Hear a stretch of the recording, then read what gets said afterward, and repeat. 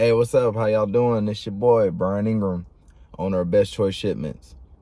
So, today I'm going to talk a little bit about why I went into the cargo van business. There's so many different trucks you can get into, so many other avenues when it comes to the transportation business. And, I just want to explain like why I did cargo vans, all right? Just a little history about myself, so my fan base can know who I am. I grew up in Atlanta, Georgia. Straight out of high school, I joined the Army. The Army was a great platform for me. Start my life off. Made me very successful. I'm currently still in the Army, and my cargo van business is like a second business for me. A lot of people I know step out in the game, they're owner operators, they do their own, driving. So things that I speak about might be a little bit different than what, other people might speak about, because being an owner operator, of course, your main income, your main source of income is your business, right? For me, my cargo van business is a second business, my second income, right? So things that I do might be a little bit different from what other people do. So just keep that in mind when you're listening to my videos. Like I said, there's certain stuff that I'll do that other people won't do just because that's their main source of income. This is just a second income for me. So just keep that stuff in mind. So let's pop it off. All right. So pretty much the reasons why I got into the cargo van business, it started out because when I first started out looking for extra income, I was looking into buying someone's company. So me and my wife actually sat down and we were looking into buying FedEx routes off of other people. If you ever looked into it, you would know that it's really expensive to do that. And so from there, we went to looking, buying someone's bread route or something like that. They had a bread truck and they were doing deliveries to main places like Walmart and so on, big stores like that. And it was going to be like 100K. And we were like, nah, we're not doing that. So after that, I looked into Amazon. So if a lot of people don't know, Amazon, they have their own thing where you can get into their business with 30K, as long as you got 30K and blase, all this other stuff, right? And I was sitting there watching the videos and doing my research on it, and I was like, man, why would I give Amazon 30K when I can start some on my own and make all the profit? Yeah. So then I moved on from there and I started looking into box trucks. And this is around the time the pandemic happened and everything. And so box trucks were really at a lower price at the time. And I think around the time I was looking, you can get a really good box truck for like 25,000, 30,000, something like that, right?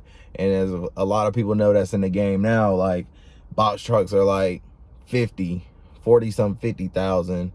And for me, I wasn't gonna put myself in that debt to get that box truck, just starting out, especially not knowing the game and not really being into it like that. So I looked at different avenues and was like, man, what's something cheaper I can get into that still make me good money? And I found cargo vans.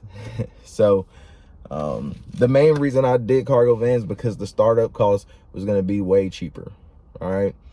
To throw it out there, kind of how I started, LLC, that was like $300 in Texas. From there, I think I got my truck, my van. That was a $5,000 down payment. From there, insurance. Now, insurance is a little bit different because me personally, I don't run my own authority. I run under a company. So my insurance is different from somebody that's trying to activate their DOT. All right. Somebody that's trying to get their authority activated is going to pay a couple thousand to get their stuff started, right? Me, I did non-trucking insurance, or what some people might call bobtail insurance, and that was around, I spent about $700 to get that activated. And for me, it's $300 a month, which is way better than what some other people, we get when they're doing their own authority. And I'll talk about that later on in another video. I think it'll be on my post. I put it down on my topics for next week, and we kind of talk about the different ways you can get started with getting your own authority, or going the route that I went, running under a company. Definitely running under a company would keep everything just a little bit cheaper, because you ain't got to get into all the regulations and everything when it comes to the Federal Motor Association. So just throwing that out there. So I probably spent about a good, and this is not including ratchet straps, dollies, everything else that I put in there. I probably spent about a good $8,000 for my startup business, to start my business. When, if I would have went with a box truck, it probably would have been about 10 to 12, maybe a little more. So it was a lower startup cost for me. That's the reason why I went that route. Second thing is, I don't have to follow all the regulations that some of the other big trucks have to follow. All right. When you get a 26-foot box truck, or I want to say anything over 10K, the weight of the truck is 10K, right? You got to get ELDs, electronic log device. You have to get your UCRs, and stop at the weigh stations and doing all that stuff. The clearinghouse for the drug test and all that. So the good thing about having a van is not really tracked with that type of stuff. So electronic log device, I don't need it. So that's kind of a limit for box trucks. It limits how long you can actually drive. And so with my cargo van, it's not tracked. If my driver want to drive 12-15 hours, I usually don't recommend it. We put them out there, but if he want to drive that long, it's no problem. Nobody's tracking it, right? So so that was another reason why I went into it that way. And then, of course, with all of that stuff, you don't need to run under those companies and pay those monthly fees with that. It's monthly fees with all that stuff. Of course, everybody trying to get their dollar out of it. So that was another thing. I was like, okay, now I can cut back from, paying monthly fees on certain stuff, and, all these subscriptions and all that. So that was another thing. It keeps my costs low. And yeah, so after that, I want to say another thing was just finding somebody that can actually drive it, right? With all these different big trucks out here, everybody's trying to step into the game. So you get so many inexperienced people, and 26-foot box truck is way harder to drive than, a cargo van. So I was like, cool, I can find anybody, really, not anybody, but, I still look for people with experience, because one thing for the company I run under, they got to have at least 3 years of commercial job experience, commercial vehicle experience. So I was like, hey, it'd be a little easier for somebody to drive a van than a 26-foot box truck, right? And that brings me into my next thing, is the maintenance. The maintenance for a cargo van is way cheaper than a 26-foot box truck. And a lot of people might be like, oh, but you're gonna make more money with a 26-foot box truck. I mean, necessarily, not true. I mean, I can make the same thing with my van, and I'm gonna pay less in fuel, and I'm gonna pay less in maintenance. Think about it. A regular cargo van is taking, you know, regular size tires, not, you know, the huge tires like a regular, like a 26-foot box truck, not taking diesel. My van takes gas, so regular unleaded gas, you know. So that's cheaper than diesel. All right, and those were the things I was looking into. I was like, hey, this would be way better if I could make the same amount of money, pay less in fuel and maintenance, and, you know, I could find a driver to handle this size vehicle, and they not really tracked. My dude can make it from Texas to Atlanta in a day if he want to.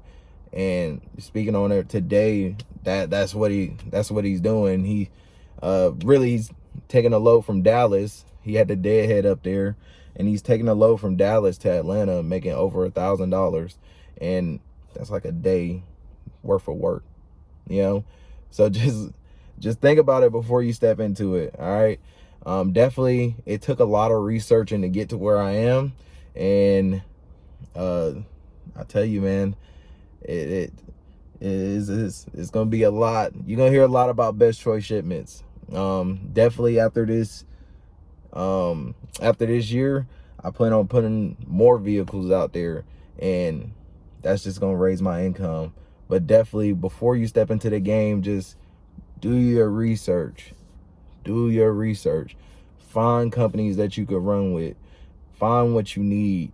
I did 2 years worth of research before I even did this, you know, and, you know, hey, it's paying out. Cross my fingers, I haven't had any bad times right now. And again, like I said, for me, this is my second income. It's not my main income. So everything that I make off of this, and anything extra I make off of this, is just profit for me. Like, so, you know, you got to think about that stuff before you step out here. Is this going to be your main source of income? Then you need to find out. You need to, you know, get your priorities straight before you quit your job and step out here and do that. All right. But, you know, if any questions or anything, and that pretty much sums this video up. If you got any questions about anything, I'm willing to help no matter what. You know, just feel free, message me, put something in the comments, and, you know, I'll definitely try to get back to you all as soon as possible. But hey, like I always say, man, let's get this money. Let's get out here and do what we got to do. You know, it's too much money out here for everybody, you know, just to be sitting around. Let's get out here and get it, man. And again, any questions, just let me know. Hey, like this video, subscribe, and then hit the notification button. And I'm posting every week. Every week I'm putting out new information. So just hit me up.